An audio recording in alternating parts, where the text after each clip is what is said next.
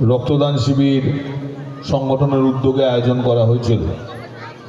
আজকের এই অনুষ্ঠানের অন্তিম দিন।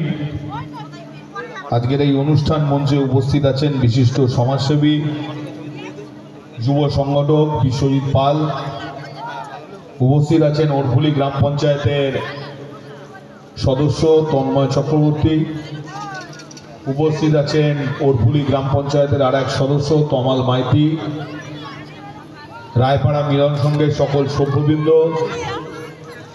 এই এলাকার গ্রামবাসীবৃন্দ, প্রত্যেককে আমি বসন্ত উৎসবের আন্তরিক প্রীতি, শুভেচ্ছা এবং অভিনন্দন জানাই।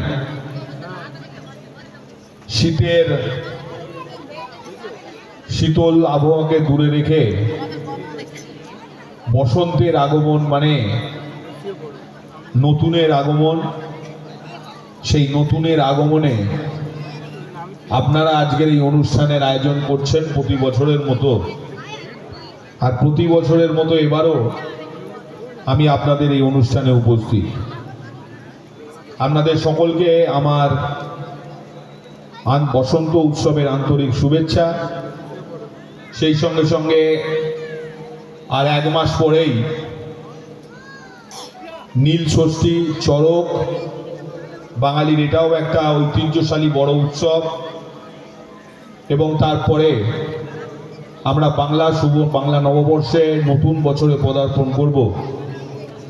আপনাদের সকলকে নীল, চড়ক এবং আগাম বাংলা নববর্ষের আন্তরিক শুভেচ্ছা এবং অভিনন্দন জানাই। আপনারা প্রত্যেকে ভালো থাকুন, সুস্থ থাকুন, আর এভাবেই আনন্দ উৎসবের মধ্যে দিয়ে আপনাদের দিনগুলি আগামী অতিবাহিত করুক।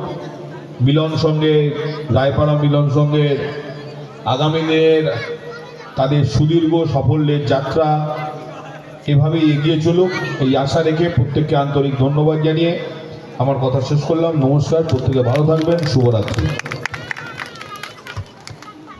অসংখ্য ধন্যবাদ আমাদের প্রিয় দাদা সম্মানীয় বিধায়ক অরুণাভ সেন মহাশয়কে। ব্যস্ততার মাঝেও